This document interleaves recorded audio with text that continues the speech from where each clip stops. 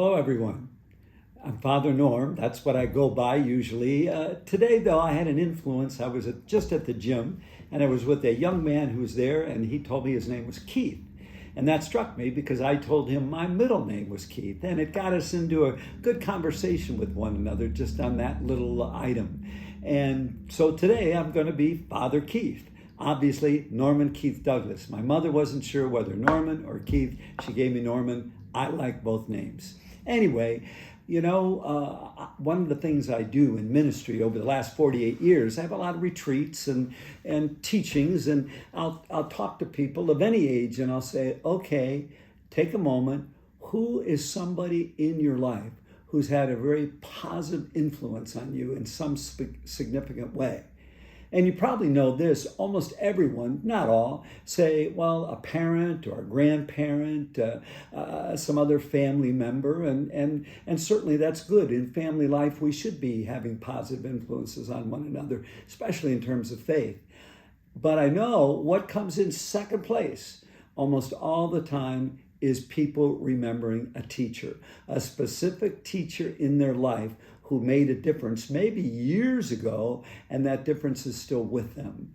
And I bring that up because, hey, we're moving into that season. Our own school, the elementary school here, St. Vincent de Paul, and the high school, St. Vincent St. Mary, as well as other schools and high schools all around the community, are beginning classes this coming week.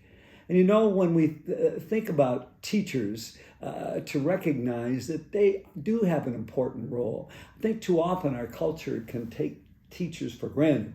I know where a difference was made is when COVID and students had to stay home, and a lot of times their parents had to help with the teaching, and many of them told me at the time, wow, I deeply appreciate teachers much more now.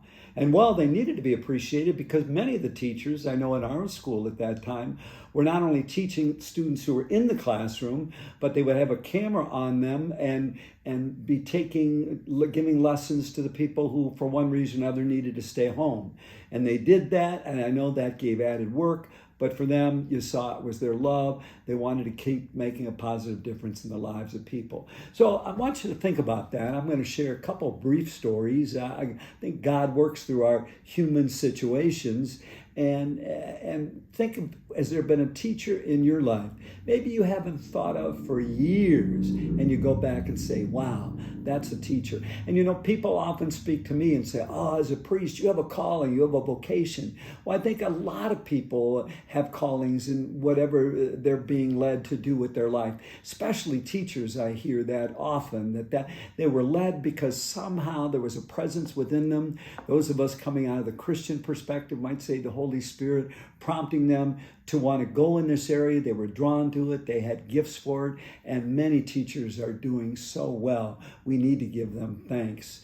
Now, two quick stories for me about teachers and you can be thinking about yours. First is actually my kindergarten teacher. And that goes back, I was in kindergarten in 1952. So that actually goes back 70 years ago. And I still remember Mrs. Somerville very well, partially because later when I was in high school, I was a paper boy carrier, and she was on my route. And so I had a chance to thank her for the teacher that she was.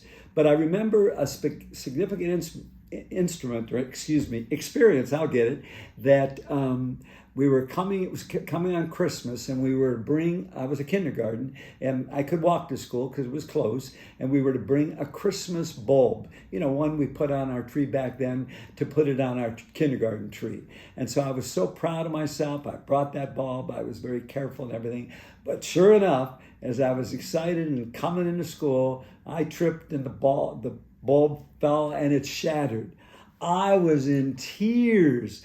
I did the worst Paul thing, and all I had to do is bring this one bulb, and so I felt awful, and I felt even some shame about that as this little boy, and told my teacher and Mrs. Somerville. She calmed me down. She said, no. She said, hey, that's just a bulb. She said that's just a thing. That's not as important as you are and as people are, and that's nothing you need to worry about and feel sad about. It was an accident. accident. You didn't do it on purpose.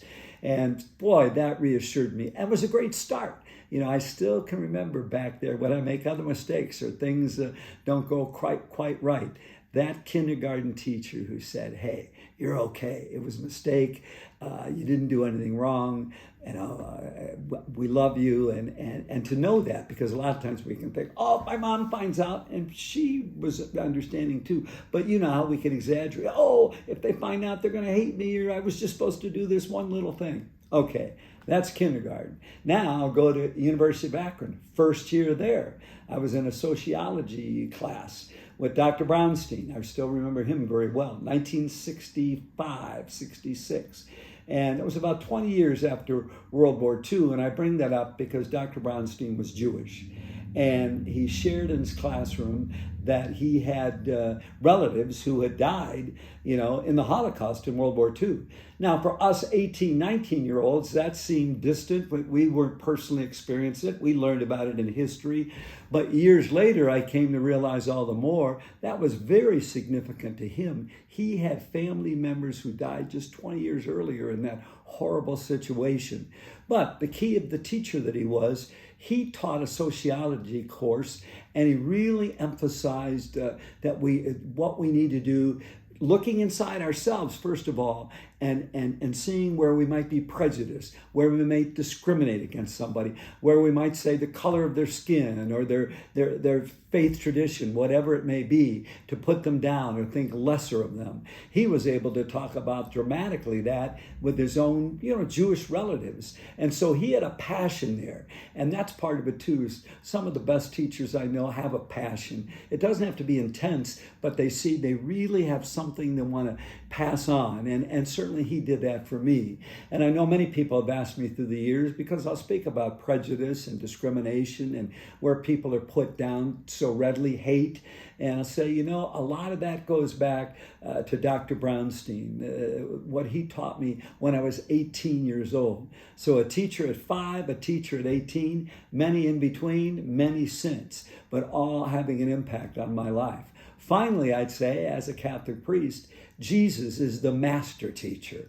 In fact, he teaches through people like these teachers I mentioned, but also his examples in the scriptures. When he teaches about God's forgiveness, he gives a powerful story of the prodigal son who goes off and takes everything away from his dad and comes back and thinks his dad will never forgive him. And his dad is glad to have him back and welcomes him and forgives him. Hey, Jesus is telling a story about how that's how God forgives us. One other quick story, probably most of us know, the Good Samaritan story.